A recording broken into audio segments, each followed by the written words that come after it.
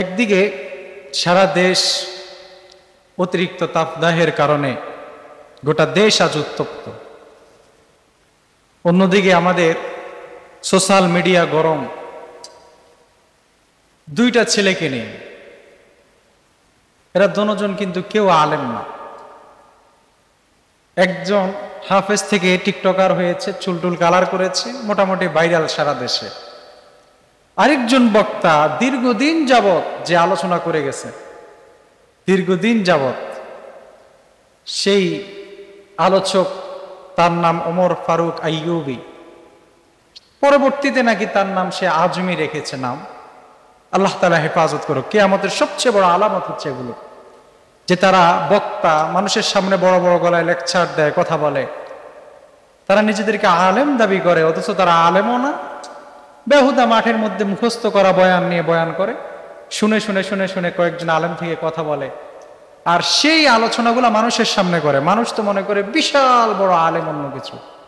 আর তারা যেভাবে ওলামায়ে কেরামের ইজ্জত সম্মানকে নষ্ট করছে, আমি গোয়েন্দা পুলিশকে বিশেষভাবে অনুরোধ করছি, এরকম ভণ্ড, এরকম ইসলাম বিদ্বেষী এই সকল বক্তাদেরকে, আলেমদেরকে অতি সত্বর গ্রেপ্তার করা সময়ের দাবি। হক্কানি রব্বানি ওলামায়ে কেরাম কারাগারে থাকে, হক কথা বললে কারাগারে থাকতে পারে, আর যারা ইসলামের দুশমন, ইসলামের ক্ষতি করছে, ওনাদেরকে আমরা ছেড়ে দিচ্ছি। এই দুইটা ছেলের কারণে, এই দুইটা ব্যক্তির কারণে আমি মনে করি সারা বাংলার সকল ওলামায়ে কেরাম, বক্তাগণ, এটা সামষ্টিকভাবে সকল ওলামায়ে কেরাম অপমানিত হয়েছে, বক্তাগণ অপমানিত হয়েছে, লজ্জিত হয়েছে। এদেরকে গ্রেপ্তার করা সময়ের দাবি। এজন্য আমি মাননীয় সরকার মহোদয় এবং গোয়েন্দা পুলিশ, যারা যদি আমাদের এই মেসেজটা আপনাদের কাছে কোনোভাবে পৌঁছায়, এদেরকে গ্রেপ্তার করুন অনতিবিলম্বে। এটা বাংলাদেশের সকল ওলামায়ে কেরামের প্রাণের দাবি। কারণ হঠাৎ আলোচনা করবে, আলোচনা করে চুলটুল বড় রেখে কয়েকদিন ভাইরাল হতে পারেন। আর বাঙালিও এমন পাগল, তারা হক্কানি রব্বানি ওলামায়ে কেরাম আলোচনা করে, সেগুলা শুনবে না, সেগুলা দেখবে না, সেগুলা ভাইরালও করবে না। ওই দুই টিকটকে বক্তা বা তারা হঠাৎ টিকটকার হয়েছে, বেহুদা সাংবাদিক কতগুলো আছে ক্যামেরা নিয়ে নিয়ে, যেগুলার কোনো পড়ালেখা নাই, কিছু নাই, কোনো রকম মোবাইল একটা পাইছে আর একটা মাইক্রোফোন কিনে নিছে, সে এখন সাংবাদিক। এই সকল লোকদের পিছনে পিছনে ঘুরে কোথায় কার কি হয়েছে না হয়েছে, এই বেহুদা এগুলা নিয়ে, আর এগুলা নিয়ে পুরো সোশ্যাল মিডিয়া তোলপাড়।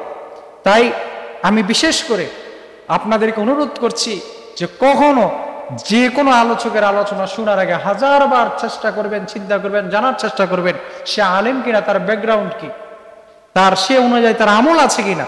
সামনে বসে বসে বড় বড় লেকচার দিলে তার আলোচনা শুনবেন, বিষয়টা এমন নয়।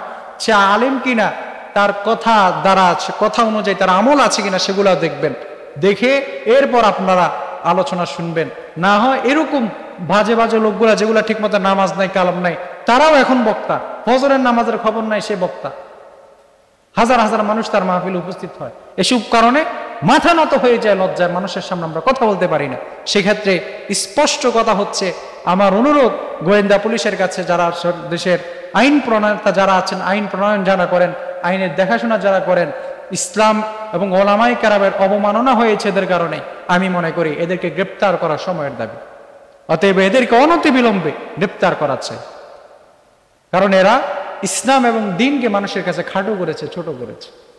আল্লাহ তাআলা আমাদের প্রত্যেককে এ সকল জাহিলি জামানার এই ফিতনা থেকে এবং এই বর্তমান সময়ের এই সকল ফিতনা থেকে, সকল প্রকার ফিতনা থেকে আল্লাহ তাআলা আমাদেরকে হেফাজত করুক। এগুলোও শেষ জামানার আলামত। মূর্খ সুর্খ কিচ্ছু নাই, সেও এখন আলোচক বয়ান করতেছে, এগুলোও শেষ জামানার আলামত। আল্লাহ তাআলা আমাদেরকে হেফাজত করুক।